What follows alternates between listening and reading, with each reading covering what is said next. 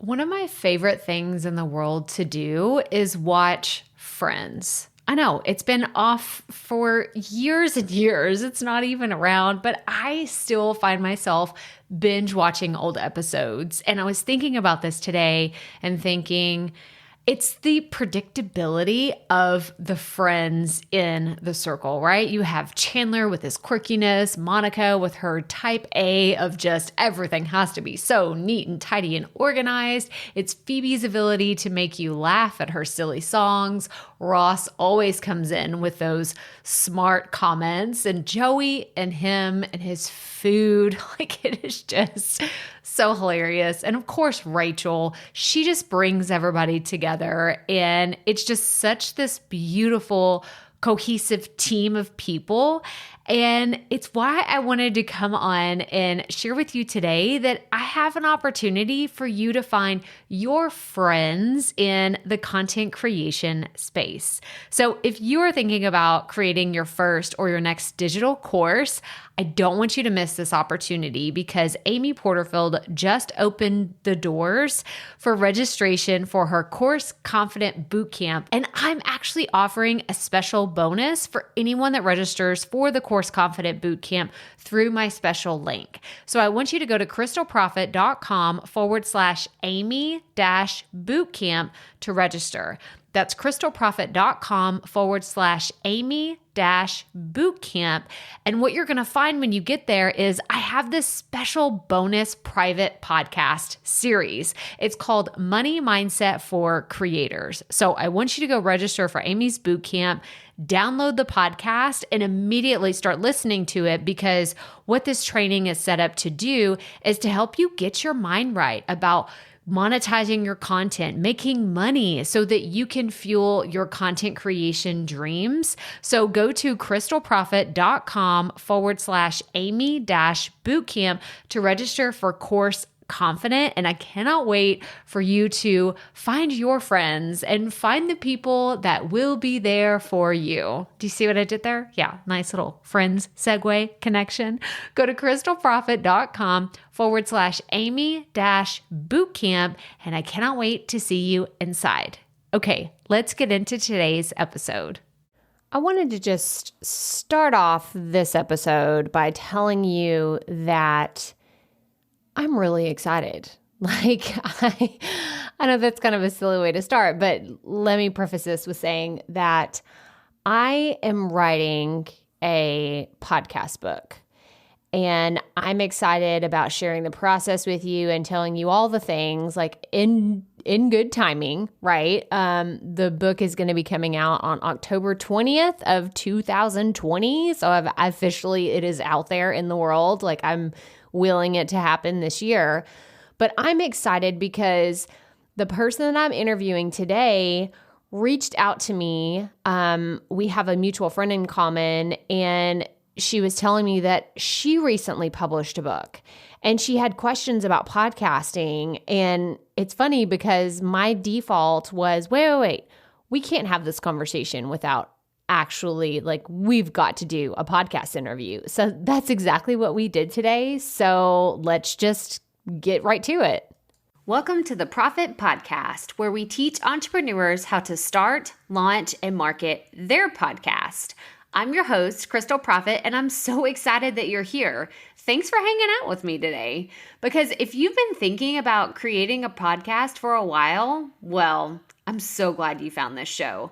Think of this as the shortcut / time-saving version of searching Google and YouTube for hours and hours trying to figure out the world of podcasting. Trust me, as a busy mama of 3, I get it. You don't have a lot of time to be spent or wasted, I should say, searching the web, trying to find all the right ideas and all the amazing things that are out there, and you just end up overwhelmed.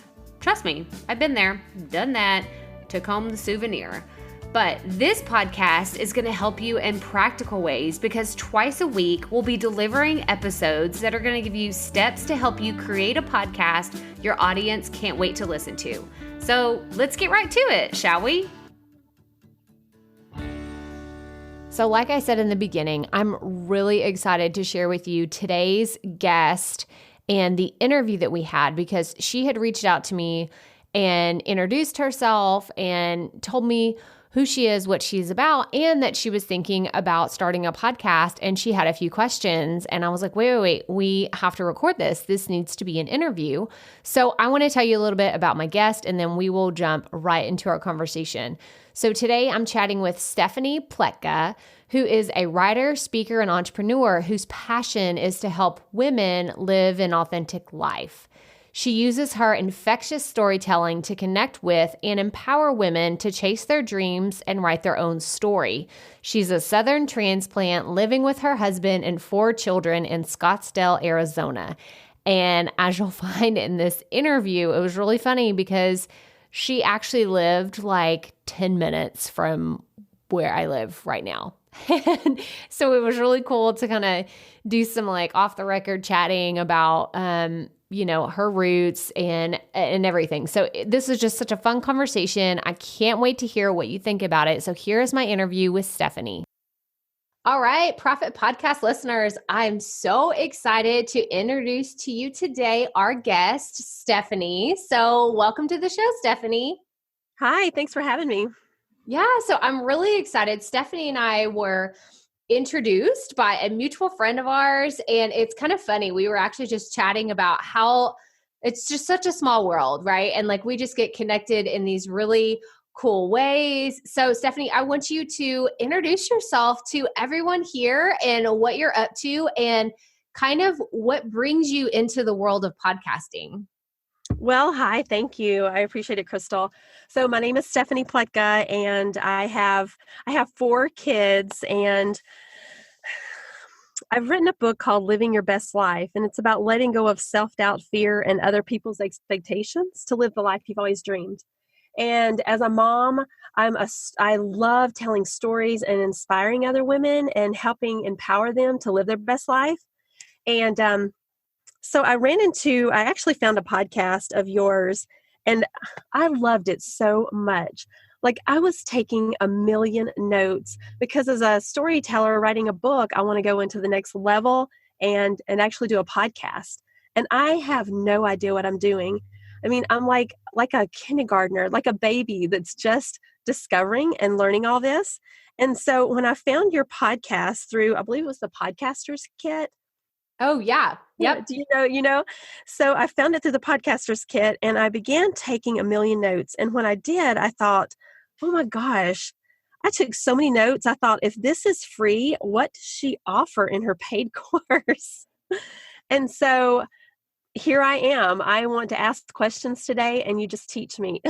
Yes, 100%. So this is so amazing. I actually recently did a podcast episode about increasing your listener base. Like, how do you grow your audience and grow your listeners? And I specifically talked about Podcaster's Kit because it was something that I did for free, and I did just to kind of, broaden my audience and try to reach a different demographic that I wouldn't have an opportunity to reach otherwise. And so that's so cool that, that paid off. So that's like lesson number 1. It's like, even if it's something that's out of your comfort zone, like to branch out and try to collaborate with opportunities that you just never know. And it was so cool. So I love, first of all, that you said that, but, so you've written a book. Now, do you have experience in speaking on stages or, any other kind of experience that, kind of draws you to podcasting? Is there a certain reason why you're choosing to explore podcasting as opposed to blogging or doing YouTube? Yes, that's a great question because I want to reach so many women. And when you're on stage, and I felt that way with you as well when I was watching or listening to your podcast, is there's when you tell a story, there's such relatability and there's connection. You're connecting a community and people see you as authentic.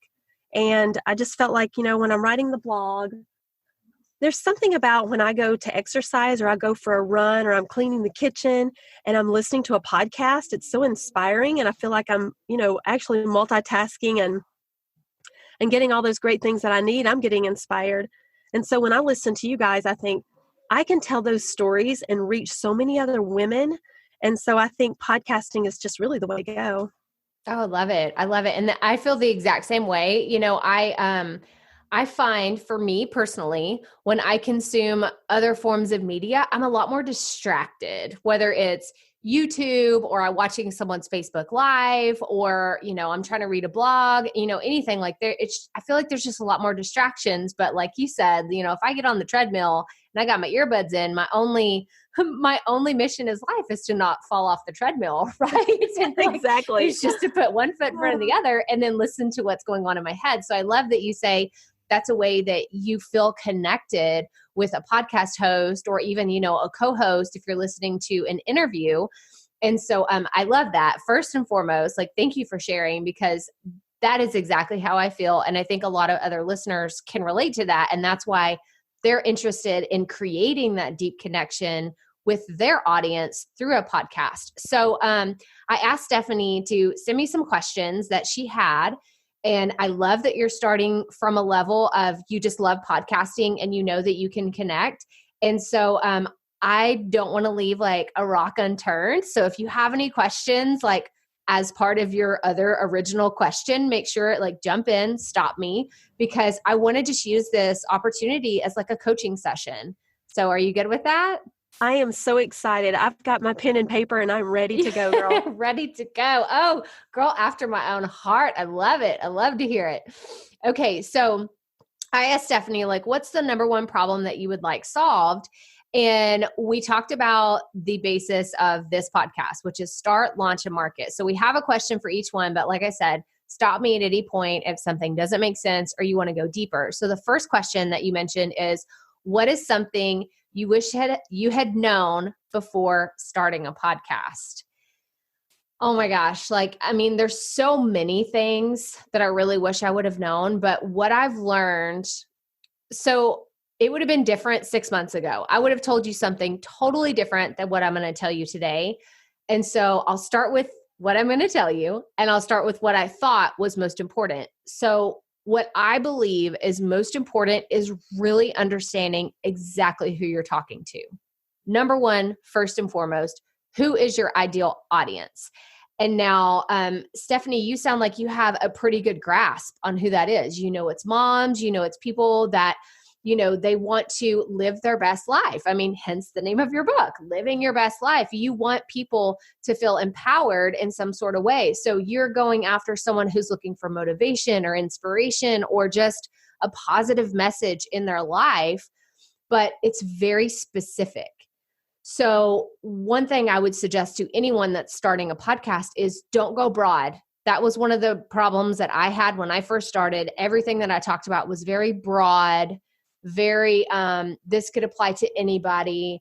Anybody could listen to this and get something away, take away. But I found that most people just kind of listen and then probably didn't come back because it wasn't super specific. I wasn't targeting entrepreneurs like I am today, people that want to grow their business or use podcasting as a part of their marketing strategy. So that's number one, you have to really understand your audience 100%. And when I say that, I'm not just talking about the demographics, okay, I talk to women between the ages of 24 and 45 who make this amount of money. Yes, that's all great. I think the hard data is very important to know. That way, if a brand or a sponsor comes to you and they're like, I want to talk to these people, here's the data I'm looking for. Do you have this? That's great. But I'm talking about the issues that people have. So Stephanie, do you remember which podcast episode that it was that you were just like, oh man, that was so good? Do you remember what it was about?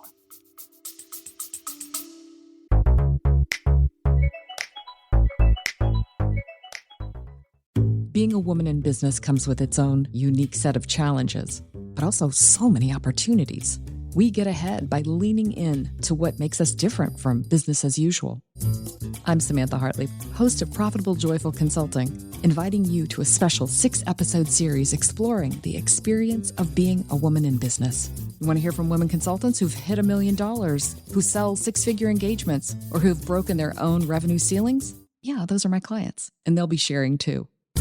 Join me for 6 must-listen episodes that tackle key challenges for women consultants. Follow Profitable Joyful Consulting on your favorite podcast app.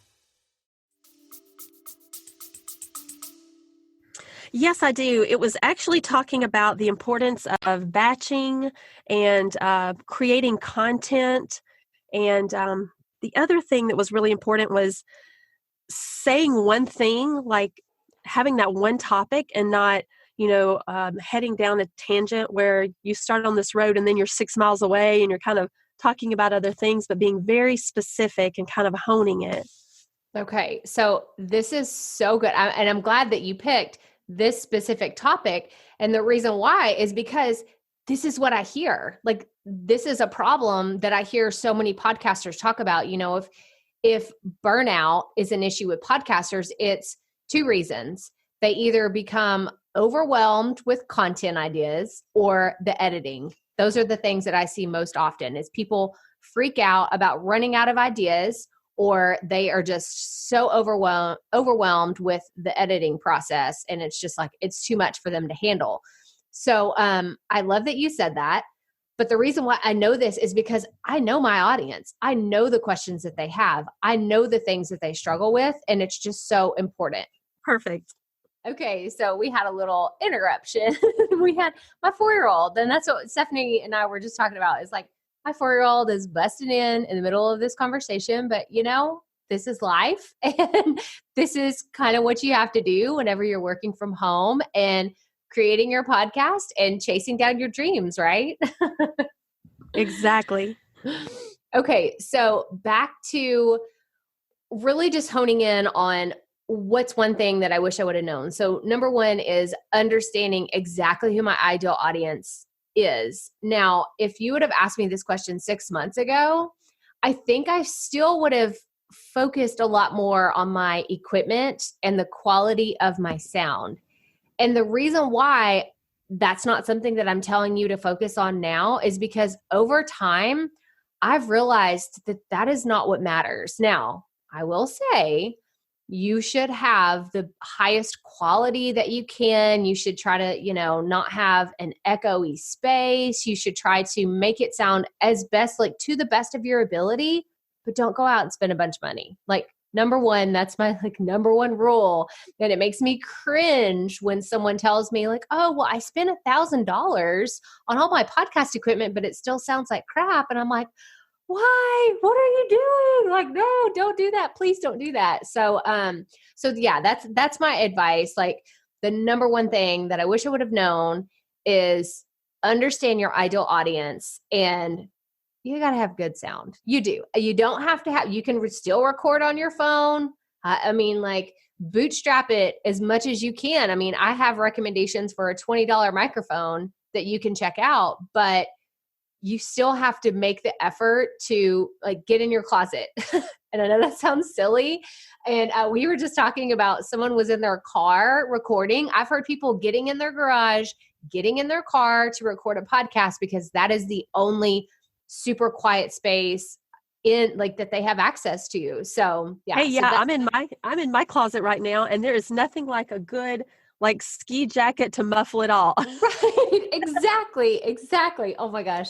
And it's so true. There's no shame in it. If that's what you have to do, that's what you have to do. And I've just now gotten to the point where I don't always have to record in my closet, but I still do. And it's just because that's what sounds the best. It doesn't have to be this glamorous studio with, it's beautiful and it's all decorated and that's overrated, guys. And if that is the type of environment that you have to be in order to record, then I have a feeling that you're probably going to get burned out because you're either going to get, it's just not the perfect conditions just don't exist because you're going to have a situation where you have to record something remotely or you have to do an in-person interview or your technology. What if everything in your office all of a sudden just quit working, but you had the ability to record on your phone? What are you going to do? Well, if you listen to me and you hear me talk about consistency, you're going to record on your phone because I'd rather you put out a mediocre sounding podcast episode than leave your audience high and dry. And that's just really how I feel about it. So does that answer your question about starting? Absolutely. And it's funny because equipment was exactly what I thought would be priority. Yeah. But, and it makes me even appreciate you more because I realize how much time and effort you are putting toward this while the baby's coming in and you're having to stop and go out. And, it's like, I really appreciate it because you're putting in hours and hours just to, help us be better. So thank you. Yeah, you're so welcome. And, we were talking about, the genuine giddiness that happens with me because I truly it is so much fun. It's really, I always heard about people who had jobs and they would say, if you find something you love, you'll never work a day in your life. And to be honest, that's really how I feel about it just comes very easy for me to talk about this stuff. I never sit in an interview and feel forced to talk about it, or I think, oh my gosh, one more person asking me about this, asking me about equipment. It doesn't, because I know what it's like to be in your shoes. So if you're listening to this and you're just starting, I know what it's like to be scared about sharing your very first, or just recording your very first episode. And you're just listening back to it and you're just cringing. You're like, is that really how I sound? And I'm going to let other people hear this. I get it. I totally get it. And so that's why I love doing this. And I'm glad we're doing this session here today because I think that it's going to be really helpful for a lot of people. Definitely me. I am excited. I'm still taking notes here in my closet. Okay, well, we're going to move on to launching. So your question about launching is, what are the 2 to 3 most important pieces needed to launch a podcast? So Stephanie, in being part of the Podcasters Kit, what I offered for anyone that participated, this was in October of 2019. And there were different sections of Podcasters Kit between podcast educators. And I believe there were around 50 of us. There might have been 50 or more podcast educators. And people specialized in different areas of podcasting. And Dan and Rachel, they're the creators of Podcasters Kit. Whenever we were chatting back and forth, he was like, well, what do you want to talk about? And I was like, well, I offered a few ideas. He wanted me originally to talk about editing. And I was like, well, that's not really something that lights me up. I mean, I do it. It's kind of part of the job, but it's not something that really just sets my heart on fire. But I said, what about launching? And I kind of put it out there with launching ? Because I didn't really know if that's really what I wanted to talk about. And he was like, oh yeah, let's talk about launching. Everyone wants to talk about launching. So you do the launching aspect of it. And I said, okay. And then I was like, oh my gosh, what am I going to teach? This was the first reaction. And I thought, because I didn't feel qualified to teach on, oh, let's launch your podcast and get on Apple podcast charts and the new and noteworthy and all these amazing accomplishments with your podcast, because that's not what happened for me. So I didn't feel like I had the credibility to say, do A, B, and C, and you're guaranteed to be at the top of the charts. But I knew that I had experience with what not to do. So as Stephanie was talking about, she watched this masterclass and it was 10 things I wish I would have known before I launched my podcast. And I know I've talked about it in a previous podcast episode, so I'll make sure and link to that in the show notes. But before I answer this, the 2 most important pieces, what was your number one takeaway from doing the Podcasters Kit? My number one takeaway, I guess the content, just making sure that I had that one topic, because I love to jump left and right and talk about all the things. And I was so scared that I would be so scattered on hitting, was I really talking to my target audience at this point? Or would I be just all over the place and not have that one piece, that one topic that kind of threads through the entire, podcast episode? So. Oh, that's so good. No, and I think that that's great. And that, when it comes to launching, I think that that's super important. And, with my clients and my students, I'll teach them about creating your elevator pitch. And that is really just breaking down, what is your podcast all about? And if you were to go, Stephanie, I'm sure with launching this book, you're going to have some opportunities to speak on podcasts and like speak in other media outlets and be able to promote your book. But you got to know how to talk about your book. And it's the same with the podcast. Like you have to be able to hit on like those 2 or 3 high points of like, okay, we've established that your podcast is for moms. Maybe they're looking for motivation. Like they're trying to let go of their self-doubt. They're trying to just, empower themselves to be the best version of themselves. But you have to be able to put that in a way that it helps people understand what your podcast is about and for them to self-identify. So one of the things that I wish I would have known before I launched my podcast is my podcast is not going to be for everybody. Okay. And so that's what I want you to understand. It's what I want everybody listening to understand. And I don't want you to take it personally. And that was really hard for me. That was one of my, the hardest lessons that I learned was to not be offended when someone, like I tell someone about it and I'm really excited about it, but I can just tell like, that like the deer in the headlights or the glazed over eyes, you're talking about something where you're super excited, but the person listening is just like, I'm in another world. Like I'm watching a football game in my head kind of thing, where like the person that you're talking to, like they're not going to listen and they're probably never going to listen. Can you relate to that? Oh, totally. Yeah. I get super excited about something and then they get glazed over. And that's okay because the people pleaser in me would be like, but surely I can find something to talk about, some content but if I'm saying yes to them, then I'm saying no to the moms who really need it, who is my target audience. It's like my avatar. I know exactly, what their day looks like and what matters to them, and everything else just has to go.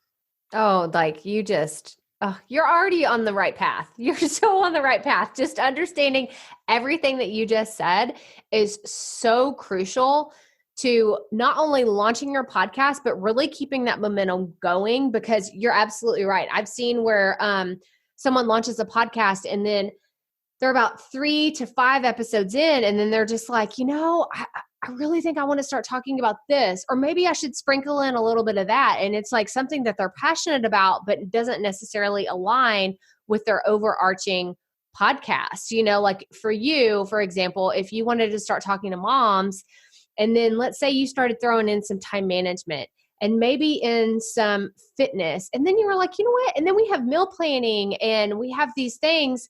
But if they're not tying into the overarching goal of your podcast, then you're getting off track and you're going to lose people.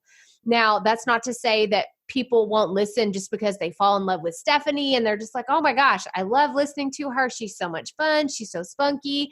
And I devour everything that she says. Because you'll have people like that, people that are just like your super fans and they are just on board no matter what you do.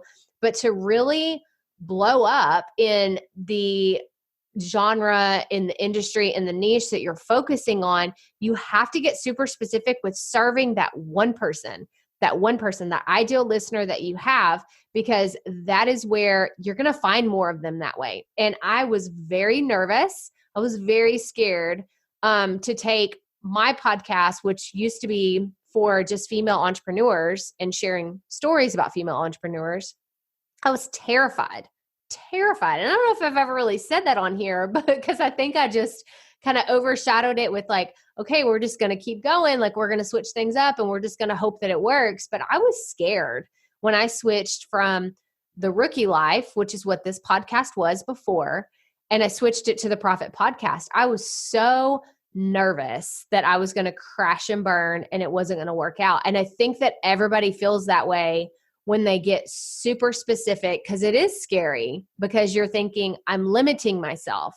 But what if maybe I should throw in some stuff about online marketing, and wait, no, I should talk about writing, and I should talk about being a parent and, marriage and like all these other things, but they didn't align with the podcast journey that I had said, no, I'm going to be on this path. So if you are launching a podcast and you are trying to decide on the one thing that you're going to talk about, start there and see where it takes you. And then I like, my rule of thumb is try something for 6 months to a year before you make any changes in it. So do you sound like it sounds like that's something that you're already like committed to doing, but does that sound like something that you're just like, okay, I'm going to go all in on talking to this one specific avatar, this one specific listener. And then if I find that I need to change things up or I need to start talking about different materials, like how does that sound to you, Stephanie? No, that sounds great. So it's sort of like that with my book. I have like a cutout of what this woman looks like and like all the adjectives that describe her. If she's the mom that's exhausted and overwhelmed, and living life to the busy instead of to the full. So I know exactly what she looks like. And I think that's what the podcast or really is we're just going to hone in on that mom and we're going to help her every day to live her best life. And so I completely agree with you that if we detour in any way to the left or to the right, we're only hurting ourselves and our message and even that mom who will either hear or not hear that message that day. For sure. 100%. And I also think that it kind of decreases your ability to not only reach that mom, but to reach that mom who's going to share it with 4 other moms. Like that's something that I've noticed. I pay attention to my own consumer habits. And I know this is because I'm a marketing nerd.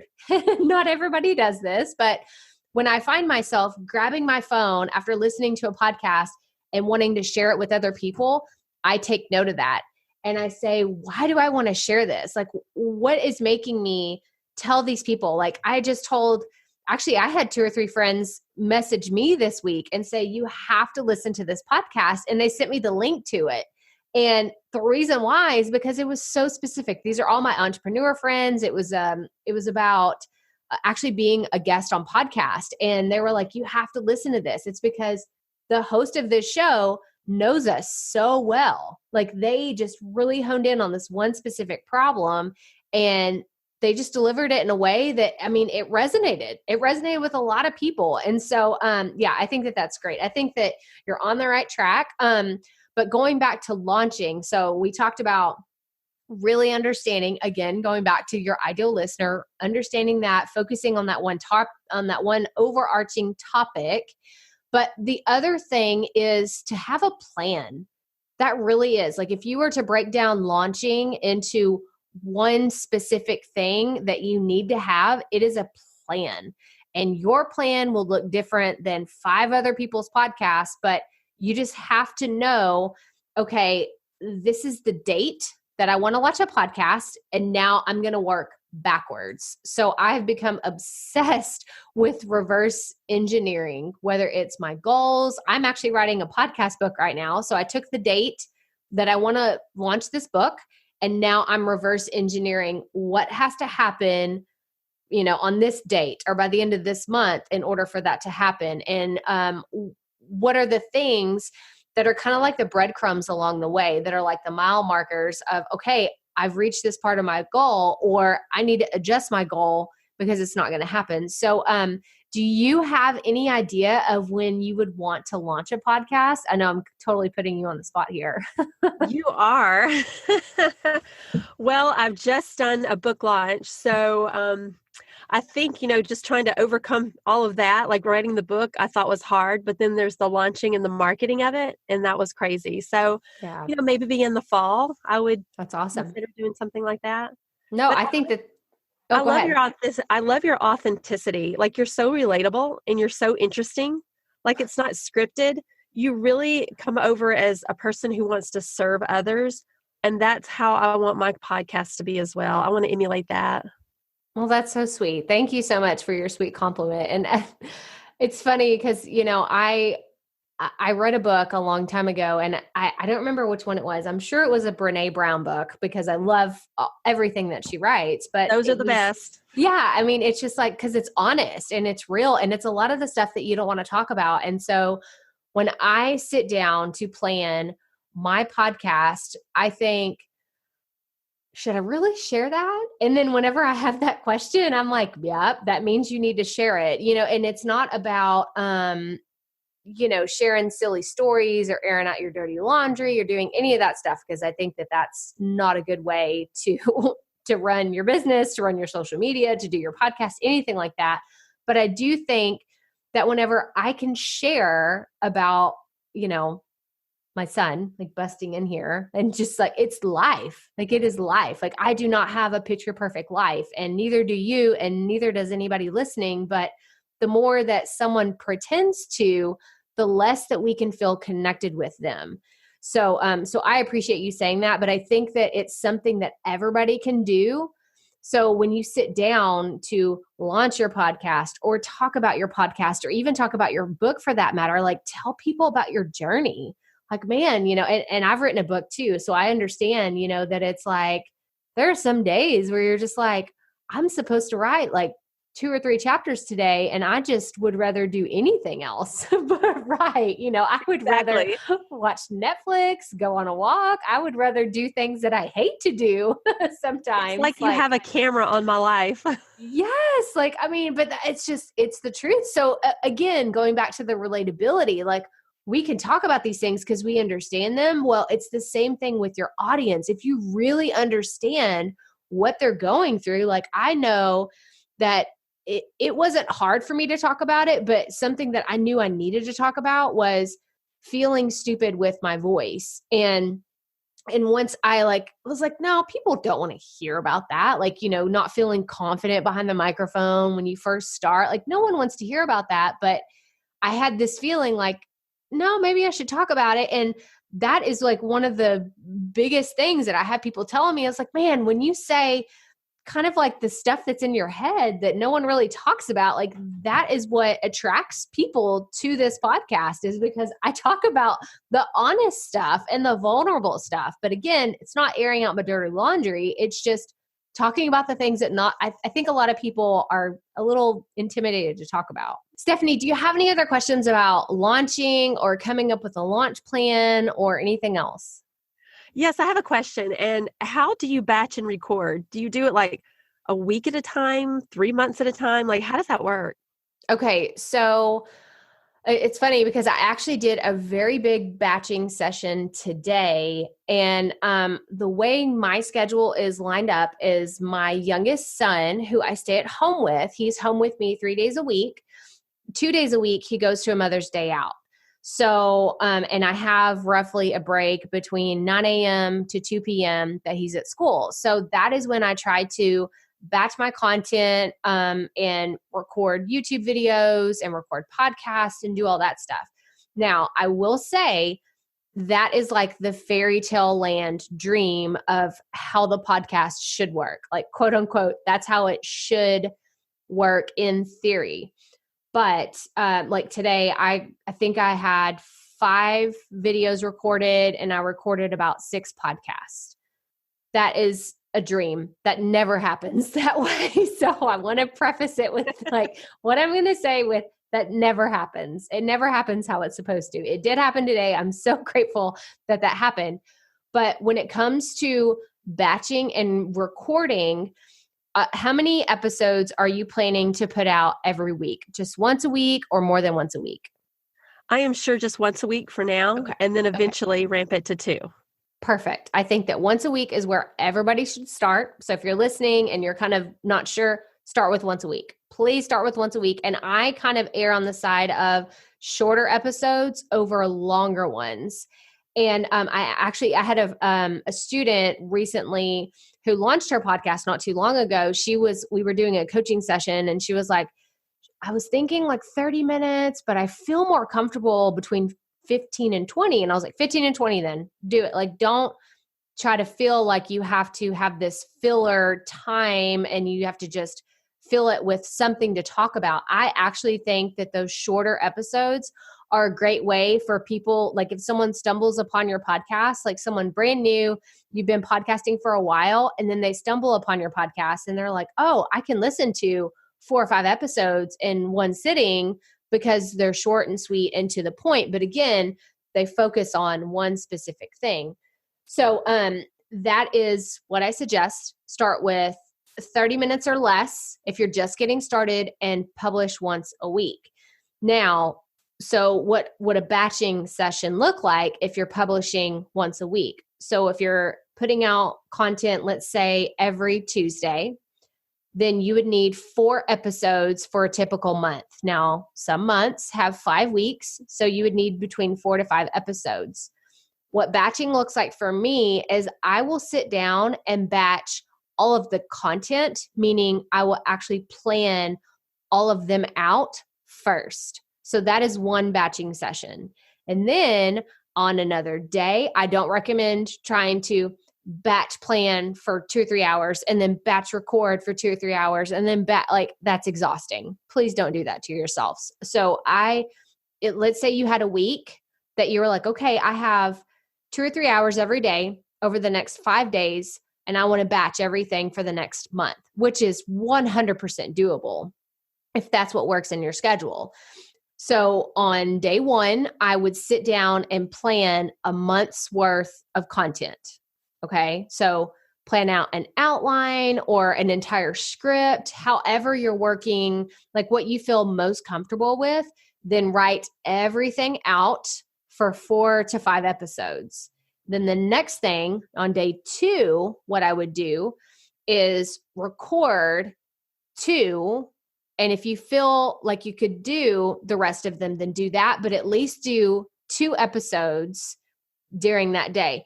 Now, I want to be very clear that recording and producing and editing are 2 totally different, like, I'm sure you've heard this before, but like when you get in the flow, you got to stay there. You can't plan and record and edit all in one day. I do not recommend that. I recommend you do one thing that is solely like it's that, what's the word I'm looking for? Like that brain power, that function of your brain, like you're using a side of your brain and you're just doing this one thing. So planning is one area of your brain. And then focusing on recording is a totally different area. It's a different skill set that you have. So I don't want you going from recording to editing, which is what I used to do. I used to sit down, I would plan something, record it, and edit it all in one day. And it's exhausting if you try to do it that way. And I know sometimes that happens and you don't have a way around it. Like you are on a deadline, you didn't get a chance to record, you went out of town, you didn't plan correctly. Like there's always going to be something that comes up where you have to do everything in one sitting. And I get that. But if you have the opportunity to plan things out ahead of time, then I suggest you sit down and you plan one session, you record in another session, and then the third day you could edit everything. And then the 4th and 5th days I would use for marketing. Now marketing, and that's actually the next stage that we, like good segue into what we're going to talk about next. But marketing, I think, is where people should spend more time. There's so many people, especially new podcasters, that get hung up in the editing process and like, oh, well, I have this 20-minute episode and it took me 4 hours to edit it. And I'm just like, oh my gosh, what are you doing? Like it just stresses me out to hear that, because people are spending so much time editing out all the ums and the deep breaths. And like if their kid came in or their dog barked or, they heard a car go by, like they're freaking out about this perfect audio file. But if you keep going down that path, you're going to burn out. That is actually a line that I'm writing in my book right now, is over editing is the silent killer of new podcasters, because it's just not sustainable. It's absolutely not sustainable. So if you feel like you are going to over edit or you're just going to over analyze everything, if you're just going to be so much obsessed with the nitty gritty of every single aspect of your podcast, then you just need to outsource your editing. Like there's no way around it. And I know a lot of people have come back and they're like, oh, I can't afford it. And I'm like, well, then sorry. It's like one of those tough love things. Right. It's like you either have to get over those little imperfections because they're going to be there. And I wholeheartedly embrace them. I love to hear podcasts, especially big podcasts that are like in the top of the charts and they mess up. And like someone comes in or they're just like, oh, hang on, give me 1 second. Somebody just interrupted me. or they sneeze, or, God forbid they cough too loud or something. Like, I relish in listening to that because it helps me accept my imperfections and the fact that I can mess up too. Does that make sense? Is this resonating with you at all? Absolutely. I feel like I It's went on a real long life. tangent. It's real life. No one ever talks about a plan A. They talk about plan Bs, right? Because Right. being flexible, and it makes it, I think, endearing too. It's like, oh, I totally went through that, or I know how she feels. It's just relatable. And then they just want to listen to you even more. Yeah. And 100%. I know I listened to Rachel Hollis. She has a very big podcast. Amy Porterfield. I've listened to Jasmine Star. I've listened to all of these ladies who have very big podcasts, very big platforms. And when you hear someone of that caliber make a mistake and they just keep going, like it doesn't even faze them, Yeah. then it's almost like they're giving everyone else permission to do the same thing. So I have wholeheartedly jumped on that bandwagon. And I just think that it's so important to just focus on promoting your show and creating more content. Like, I would rather see you, Stephanie, spend more time on marketing a piece of content than trying to make it perfect. Like 80% is good enough. And then focus your energy and your effort on marketing the thing. Because if you could spend hours and hours and hours creating this one piece of content, but if you don't have anybody that's going to listen to it, then it doesn't even matter. Like, it's If like it you doesn't made get it out there, right? It right. has to get out there. That's the point. Right. It's Yeah, like you made that's it good. perfect to sit on a shelf, and to not share it with anybody else. But if you can put it out, then you're like, okay. And I think that, and I don't know what kind of personality you have, like if you have this, but I have to have that deadline where I'm like, okay, it has to be done. Like, I'm going to give myself, let's say, an hour to edit this, podcast episode. And then after that, once that hour's up, it's done and we got to go on to the next phase. So do you have any other questions about launching before? I feel like I've already kind of gotten into marketing, but do you have any other questions about launching? I'm interested in the marketing now. I have no idea how you get it out into the world and let people know about it. Okay. So before we move totally on from launching, again, the number one thing is to have a plan. And so part of your marketing actually starts in the launch phase. And that starts with, I always tell people, I want you to announce your podcast. So you just did, even though it was kind of under the radar a little bit, Stephanie is going to have a podcast coming out in fall of 2020. We are putting it out there into the world. So, but that is your first step. There are already people listening to this right now who are like, oh, well, I'm going to be looking for Stephanie's podcast, even if they don't know who you are, they don't follow you on social, they've never read your book, but it's planting that seed of, oh, I'm going to be looking for that. I resonated with what she was talking about, and I want to hear more from her.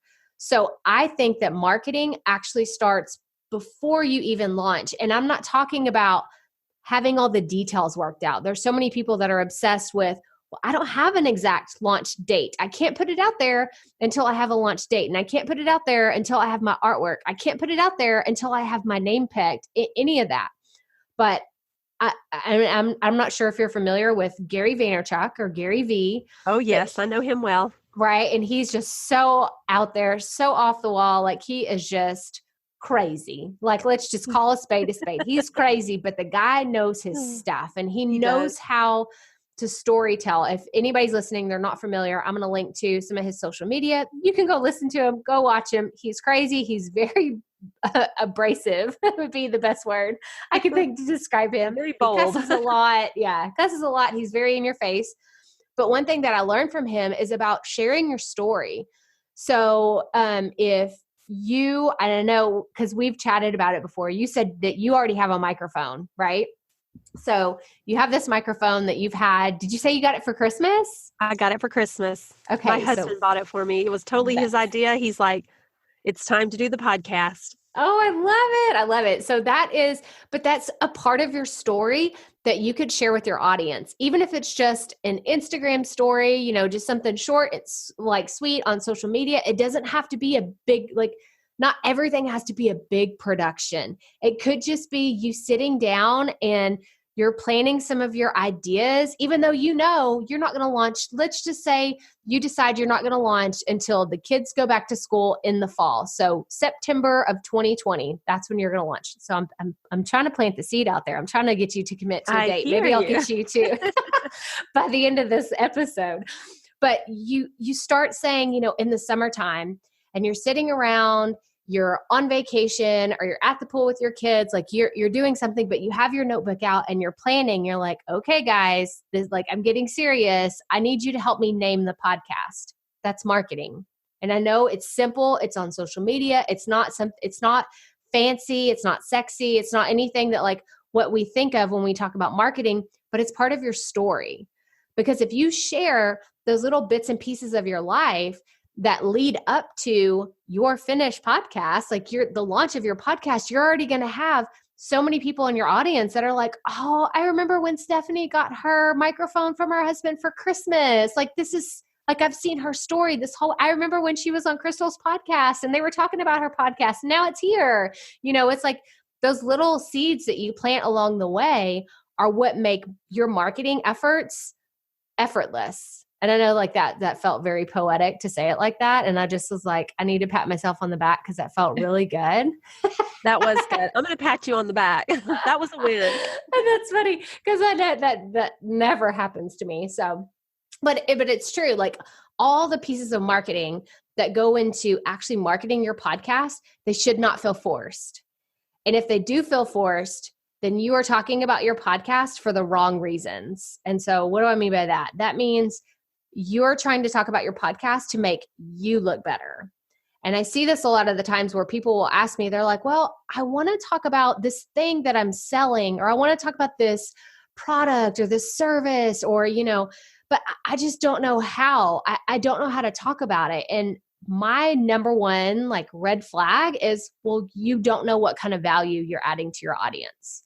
And I feel like that's kind of, and I've already picked like my word of 2020, but I feel like value should be like my second word that I have, because I feel like I've been saying the word value over and over and over again. So once you can really understand the value that you add to your audience, it's so easy to market. Like I don't feel bad telling anybody about my podcast ever. I never do, because if it's not for somebody, then they're not my ideal audience. But if I tell my audience, hey, I have a podcast is about a coaching session that I have with an author who just wrote a book, and she had all these questions about podcasting. They're like, oh, I want to listen, because that's valuable to them. And I know like I wouldn't have, we wouldn't be doing this interview if I didn't think parts of it would add value to someone else's life. So do you see what I'm saying here? Absolutely. So it's about serving instead of sales. For sure. And really, I think it's just going back to what we've talked about at the very beginning. It's about understanding your audience. Why would they listen to your podcast in the first place? And then delivering that in different ways throughout the journey of your podcast. And then the way you talk about it, the way you actually market your podcast is just taking bits and pieces of it and saying, if I were this person, putting yourself in your ideal listener's shoes, why would I be enticed to listen to it? Right? Because you're not going to deliver boring content, right? You're going to understand the highlights and why somebody should listen to what you're creating, what you're providing. But you have to be able to articulate that and talk about that. And that's something that does come over time. That doesn't come natural to a lot of people. But if you just start with the value, what is the value that someone will get from listening to this one particular episode, then it's just a lot easier to talk about it. Absolutely. I'm going to send this to all my friends too, because so many people want to do this, start a podcast, and it's just brought so much value. I mean, especially as a person who is a beginner, like a first grader who's coming in and saying, what do I do? You've brought so much value here. And I know a lot of people will be taking notes. Yeah, for sure. And I just love the fact that you're taking notes. Like I think you are like, we're cut from the same cloth for sure, because that's me. Like I listen to podcasts and then I'll pause them and I'll get my notes out on my phone, or I'll open up my Google Doc, I'll pause the treadmill and then I'll have to write something down. And I'm like, okay, now I can listen to the rest of it. But do you have any other questions about marketing? I don't think so at this time. I'm just listening. So I'm not even sure what to exactly ask. I'm just listening to you. So No, that's great. And honestly, when you get started, so we've put it out there, Stephanie's launching her podcast in fall of 2020 with like the exact date to be determined. Okay. We're putting it out there. But I just want to say, the more you can focus on your ideal listener, right? That's like number one. Focus on the value that you're offering him or her, number two. And then number three, share all the parts of your journey. Share whenever you're setting up your first interview and maybe you're nervous or you landed a guest that you never thought you'd be able to talk to. Share that, like put it on social media, put it on your website, write about it, blog about it, however you feel the best way to communicate with your audience. But I just think that sharing all those pieces of your story makes you more relatable. It's why people tell me, they're like, oh, it's just so funny because I share on my Insta stories about me and my son. We go to the YMCA. That's our thing. It's what we do every Monday, Wednesday, and Friday. And now I have people that will meet my son in person and they'll say something like, he always says something about his toes are like socks. And he says something about a volcano, and I have no idea. It's like, it's been going on for so long now. I don't even know where this stuff came from, but people can relate to that because they're like, oh, like your son, he's got the volcano son. And I'm like, oh my gosh, this is like turned into a thing. But it's just about sharing my life and my story. And I do agree that there's there's privacy around that. And some people don't feel comfortable doing that kind of stuff. But I believe that if you can share parts of your journey that make sense in your podcast, then share it. Share those moments when you get your first microphone. Share those moments when you're sitting down to edit for the first time and you're like, I don't know what I'm doing, but here I go. I'm going to watch some tutorials and make it happen. But do you have any other questions? I do have a question. So once you actually create all this content, where does it go? I know that I listen to everything on the podcast app. Okay. But I'm not sure where, like after that, where does it go? Is it posted on like an iTunes or, and my second question would be, how do you receive feedback that like once it goes out into the world, do you hear back? Is it just one way? Oh, this is so good. Okay. So the first question is your hosting site. So that is where everything lives online. So if you are familiar with how a website works, like you put your content up on your website, whether it's a blog post or whatever, and that is how people receive that information. But you have to first upload it to somewhere. That's WordPress, that's Squarespace, that's all these different places. So the same thing is with the podcast. So you have what is called a podcast hosting site, and that is where your podcast lives online. I use Buzzsprout. It's the company that I've used from the very beginning, and I will link to it in the show notes. They actually do like a free 90-day trial, so you can test them out and see them. Like it's no obligation, anything like that. But I love them so much because they have a great community too. They have a great Facebook community and everything. And I could go on and on about all the cool things that Buzzsprout does.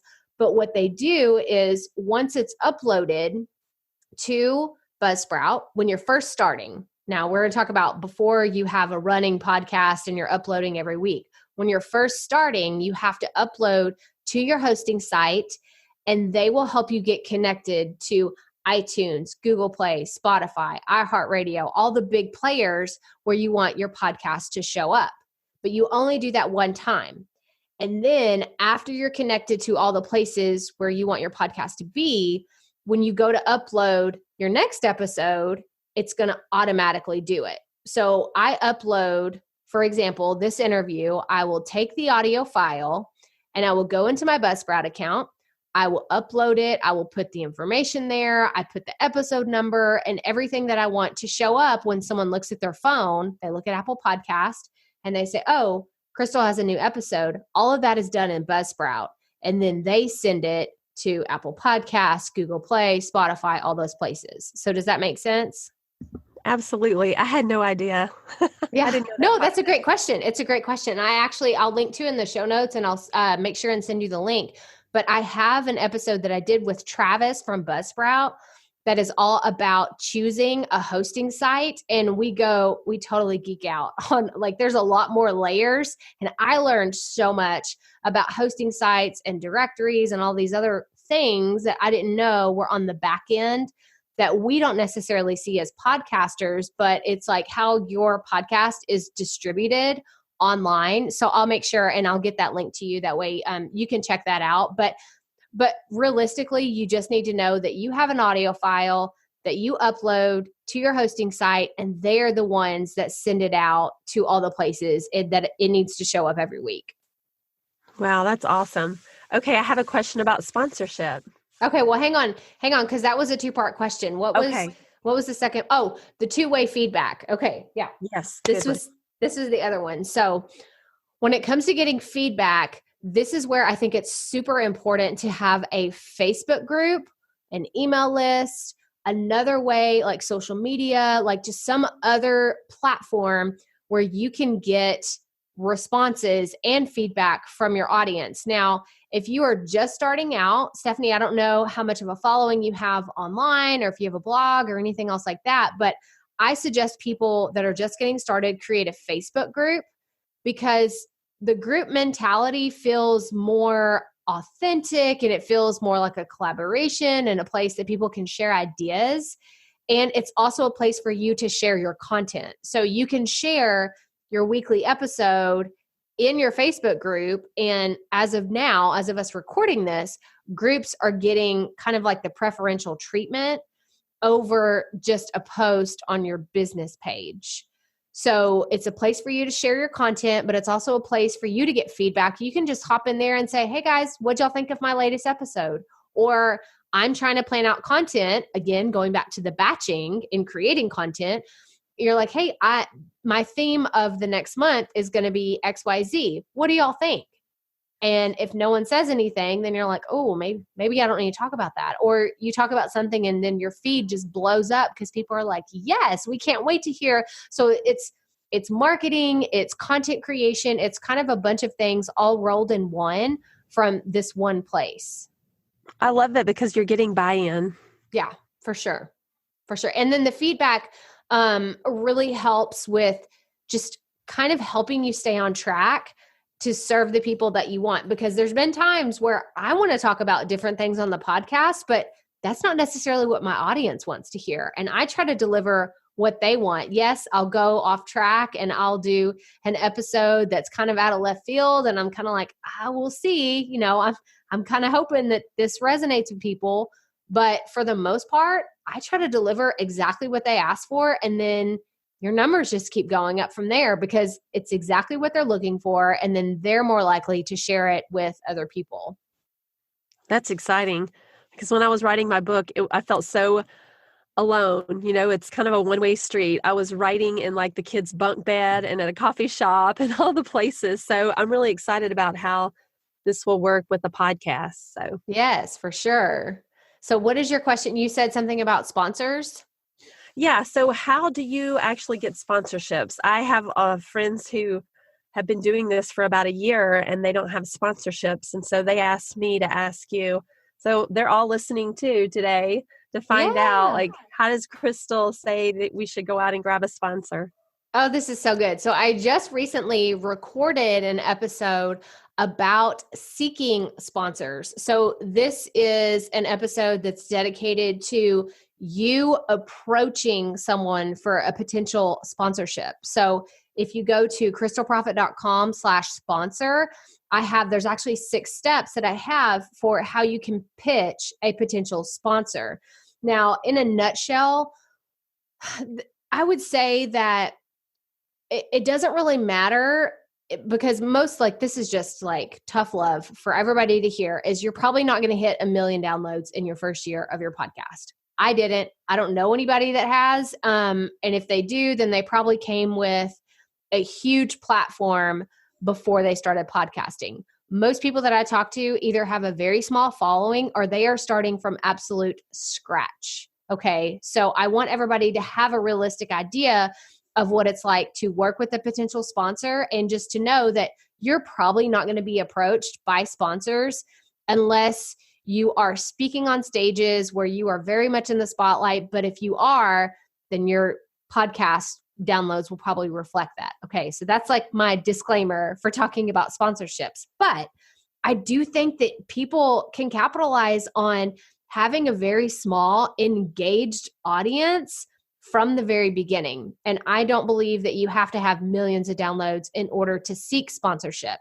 So what this freebie is, this guide that I created about finding a potential sponsor, is all about really everything we talked about here today. It's about understanding your audience, knowing the specific data behind who your target listener is, because that's what they want to know. Like, I mean, I'm sure they'll be interested in exactly what you talk about and the type of material that you promote, you know, like the things that you already have in your podcast, because they want to make sure that the two things align. But when it, like, at the end of the day, all they're really interested in is how many listeners do you have on a regular basis and who are they?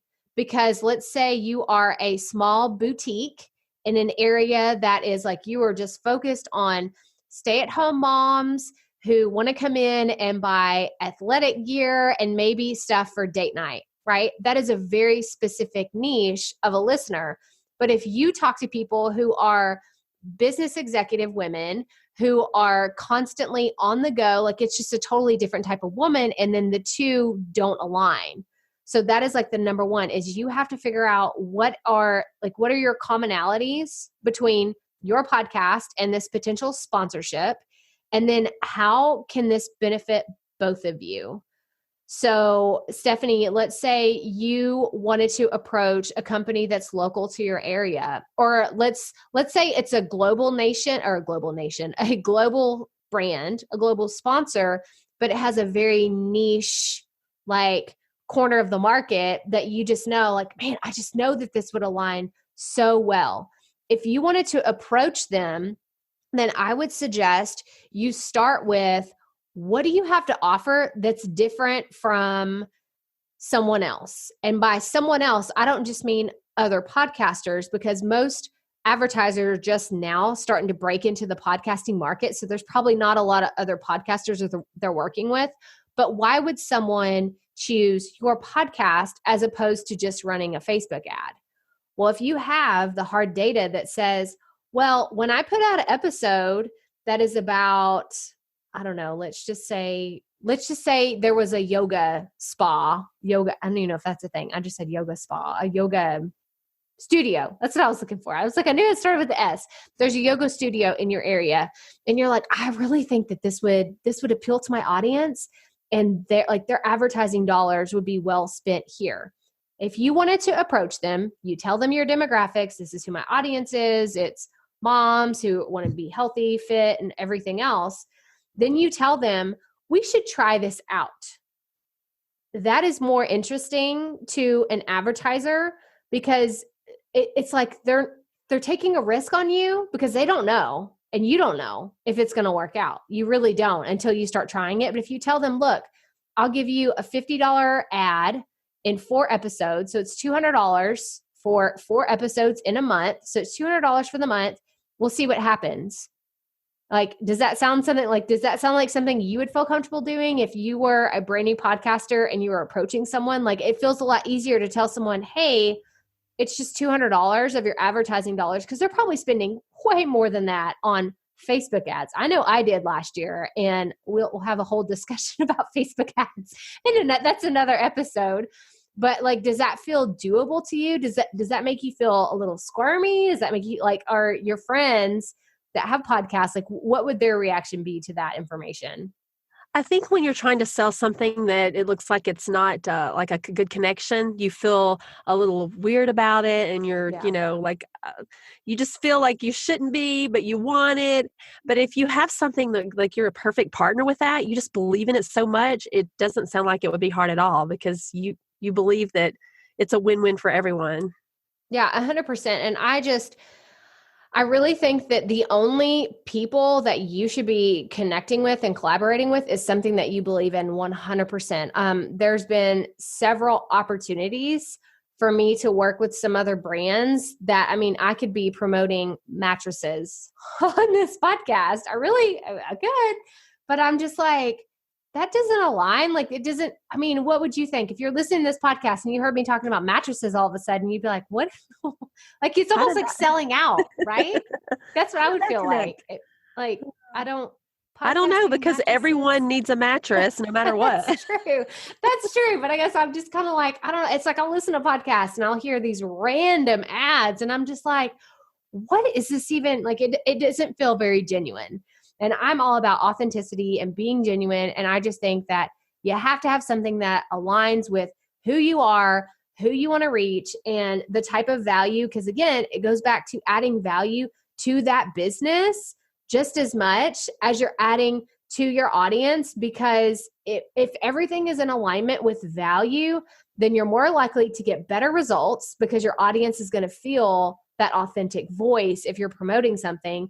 And then your sponsor is going to want to work with you more. They're like, wow, we got some incredible results for really not investing that much money. But then down the road, you can always raise your prices, or you could bump it up to doing more ads within episodes. Like there's so many different ways that you can go. But if you are just starting, then I think that that's how you should start. You should start with a trial for a month. And then that way someone knows like, well, I'm just committing for this amount of time. And you know yourself as a podcaster, you know that you're not committing to a 6-month contract with this company, but then you're like, I don't even really, like, let's say it was yoga pants, a yoga pants company. And then you're like, I don't even wear those anymore. And then it doesn't feel genuine. And then you kind of feel icky about promoting it. So this is just a way for you to try something out, test the waters, and then be able to see what kind of results you're getting. And the last thing I'll say about this, because I think it's super important, is if you're going to have a sponsor, you need to have a way to track your results. So this means if I had a sponsor, then I would want a specific URL that I could track results, or a way for them to track results. So what does that look like? Again, you can go to crystalprofit.com/sponsor, but let's say that was my sponsor's like code. That is how anytime I knew someone clicked on that URL link, I could see, oh, look, 27 people went there and they checked out your product. And then I have a discount code that they used. It was Profit Podcast. So I can actually measure those results. But if someone's just giving you advertising dollars and then you're just kind of throwing it out there and you don't have a way to actually measure results, then when they come back to you at the end of that month, they're like, okay, so how did we do? Like I gave you $200 to do this. Like, what are the results? And you just look at them like, oh, I was supposed to be tracking that. Like you're not going to look professional. You're going to crash and burn kind of quickly. And it's going to kind of help like keep you from seeking other potential sponsors, because it's just not a place that you want to be. So those are just some of the things to keep into consideration, but definitely you need to have a way to track your results. Wow, this is so great. This a one-on-one coaching call. I am so thrilled. Yeah, no, this was so much fun. So Stephanie, actually, I want to give you the spotlight for a second, because I want you to tell everybody more about your book, where they can find it, who's it for, and just all the things. Share with us everything. Okay, number one, I wanted to ask you, do you want to talk anything about equipment or finding music or anything like that for the lead up? Or are you good? You just tell me what you want. Yeah, no. So we can talk about equipment real fast. So if anybody's listening and they have not done the podcast bootcamp, it's a 5-day free video series that you can watch. And I go through the start, launch, and market process of creating a podcast. And the first thing I talk about is equipment, because that's the number one question I get asked. But going back to what we were talking about earlier, equipment is important because you have to have audio, obviously, but it doesn't have to be perfect. So right now I'm talking on a Blue Yeti microphone. It's the second microphone I recommend most often. The first one is actually a $20 microphone that you can get on Amazon. And the reason why I recommend that one first, is because if you're just getting started, I don't want you to spend a whole lot of money. If you're not sure if podcasting is the avenue for you to go, don't spend a lot of money. Don't break the bank. Try it out, test it out. You can record on the Voice Memos app on your phone as well. But don't go spending hundreds of dollars on podcast equipment, for one, if you don't know how to use it. And for two, if you're just not sure, like, oh, well, so-and-so has a Blue Yeti microphone, so I have to go buy a Blue Yeti microphone. That's like, don't ever like work from that place, because it's just not going to, I just think it's a waste of money. Even if you go out and buy a really fancy microphone and you don't know how to use it, then it's just a waste of money. So that was equipment. And then what was your other question? Oh, I have a question on how do you choose music to appropriately go with your podcast? Okay, this is a great question. And this is one that I have different schools of thought on this. I feel like it's like kind of, depends on the day, how I feel about music, because you have to be very careful when it comes to copyright infringement and just buying something online, like to like legitimize that someone else doesn't actually own that, because there are some websites out there that'll claim there's no copyrights, or it's what's it called, royalty free. And they'll say that, but then if you read the fine print, you'll see this can be used in video, this can be used in, all these other places, but then it'll say this cannot be used in a podcast. I've seen that more and more often pop up in these podcast communities that I'm a part of. And it makes me cringe. It scares me, because that's like one of my number one things. I'm like, I don't want to mess with the law. I don't want to get tangled up in a lawsuit for any kind of reason.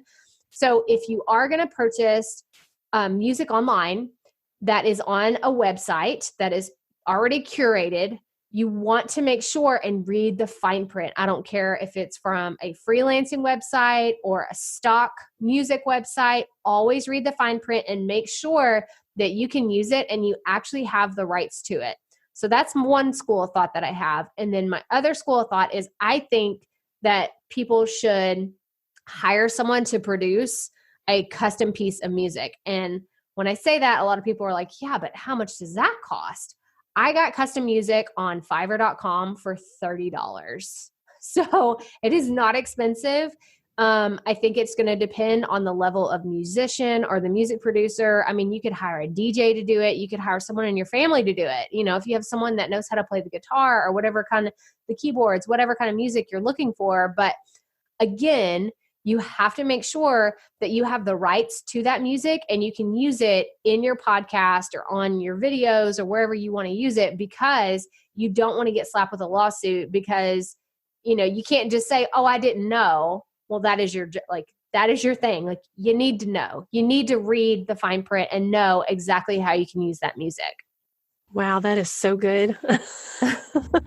And honestly, I don't even think, like, if you're starting and like the thought of finding music just totally overwhelms you, I don't even think you need it, to be honest. Like, if that is something that's going to be like the barrier to you launching your podcast or to getting it started, start without music. And some people hear that and they're like, what are you talking about? I know shows that have totally gone away. Like, for example, I love Amy Porterfield's podcast. She has Online Marketing Made Easy, and I have watched her show. I've been listening for so long now. I've watched it evolve into what it is today, and she doesn't have any music. She used to have this like a voiceover guy do all of her episodes, and she had intro music and outro music, and it was just like a big production.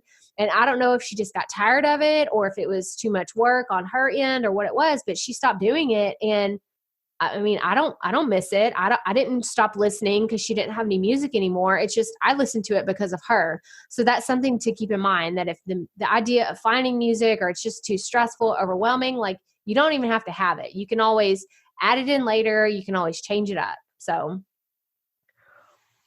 That is so good. I'm just so appreciative of you have taken the time to do this, because I feel like I'm going to be so much better for it. And I imagine that the first few episodes are so much different than like episode, say, like 33. Yeah. Yeah. It'll be, you will learn so much even in your first 10 episodes. And what's cool is after you launch, you'll be able to see, I'm so nerdy when it comes to all the data and the statistics, but you'll be able to see, oh, this episode really resonated with people because you have more downloads. Or when you're 20 episodes in, you can say, oh my gosh, like I feel like I've already talked about all the things I wanted to talk about. Well, if you look at your stats, you'll be able to see, okay, these 3 episodes, these are my top 3. And then you can dig into, this goes back to the feedback from your audience. You can say, hey guys, I saw that everyone's super interested in launching. That continues to be my number 1 downloaded episode after my trailer episode is how to launch a podcast. And so you have seen, like, over the course of my podcast, I have more episodes specifically about launching because that is what this podcast, that's just what it's evolved into. And then I can go back every time I sit down to plan, I look at what are the top downloaded episodes and how can I create spin-off pieces of that episode or go deeper into one topic, because this is obviously something that people are interested in or something that I see a question about a lot from the community. That is great. I really appreciate your time. I feel like I'm fired up now. I'm ready to do this. Awesome. Well, Stephanie, tell us all the places. Tell us where everybody can find you and all the things about your book, and just give us all the places where we can find you. Well, I appreciate the opportunity. So Living Your Best Life really examines the 12 struggles we deal with as moms. You know, as we oftentimes we step into this zone where we think we're just a mom or just a something, like, you know, we have a role to play and we forget to chase our dreams and to write our own story. And oftentimes we are our own worst enemy. Like, no one ever told me at Target that I was, you stink as a mom. Actually, I heard it in my own accent. And that's so funny. I'm sorry. Like, that's just so funny. Yeah, for sure. 100%. Yeah, exactly. So I heard all the lies in my own accent, just saying, like, you should be further along in life, or so all of these things kind of culminated, and I wrote this book, and I just wanted to help and serve other moms to help them rid themselves of that self-doubt and fear, and to take those risks and to chase their dreams. So I am the person that I am targeting is the overwhelmed, exhausted mom who just wants to live life to the full instead of to the busy. So you can find me on all social media platforms at Stephanie Pletka. That's Pletka. And really, you can find my book now where all books are sold. Perfect. Yes, because it just released. As we are airing this episode, your book is live. It is out in the world, and I cannot wait. Stephanie actually sent me a copy of it, and I love the cover. I cannot wait to dive into it. So thank you so much for today, Stephanie. I think that this coaching session is going to help a lot of people, and I'm just so grateful that our paths have crossed, and I can't wait to hear more about all the amazing things that you're doing and to see you launch your podcast in fall of 2020. Yeah, and I just appreciate your time, and just thank you for serving so many others. And, you're so relatable and authentic, and we just appreciate you being you. Well, thank you so much for your sweet compliments, and thank you for today. Okay, so I got to be just upfront with you. The conversation that we had was a lot longer than I intended, but that's because we kept digging into amazing information. So if you were listening to this today and you're like, oh, wow, this was a lot longer than you expected, it's because we kept digging into, oh, this is so good. Like, I didn't want to cut her off, and I didn't want to stop telling like the tips and strategies that I knew would not only help her and other brand new podcasters or people thinking about it, but for you, like if you already have an established podcast, I hope that you walked away from this listening to this conversation and you have some new ideas about sponsors, or possibly if you're thinking about writing a book. Again, I know I mentioned this in the beginning, but I'm writing a podcast book and I'm sharing my entire journey with the group. I have a launch team for the book, and I'm sharing everything with them, from the process, how I'm setting up the back-end logistics to do pre-orders and promotions like in the fall, like all the things. I'm sharing literally everything with my launch team. So if you want to be a part of it, make sure you go to the show notes for this episode. It's at crystalprofit.com/episode 123. But again, I'm so grateful for this conversation with Stephanie and the fact that we connected, and we're actually going to meet in person in a few weeks. So I'm super thrilled to have made this connection and brought you her story and her journey, and hopefully we added some value to you today. But that does it. So again, you can go check out the show notes for this episode at crystalprofit.com/episode 123. And if you're brand new to the show and this is your first time tuning in, I encourage you to subscribe. Subscribe to the podcast so you don't miss any future episodes. And if you've been listening for a while, I'd love it if you'd leave us a review. Tell me what your favorite episode has been. Tell me what your biggest takeaway, or you can tell me some of the other topics you want to hear us talk about here on the podcast. But make sure you subscribe so you don't miss any of the future fun things that we're going to be talking about. I have some really cool things planned for the next few months, and I don't want you missing out on any of those. But remember, as always, keep it up. We all have to start somewhere.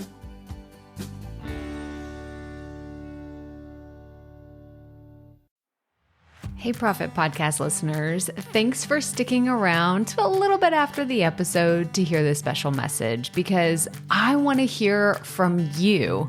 We are starting a new segment called Fan Mail Shoutouts, and I want to hear from you, and I want to hear your questions. What do you want to know? What questions have you been dying to ask me? So here's how to make this happen.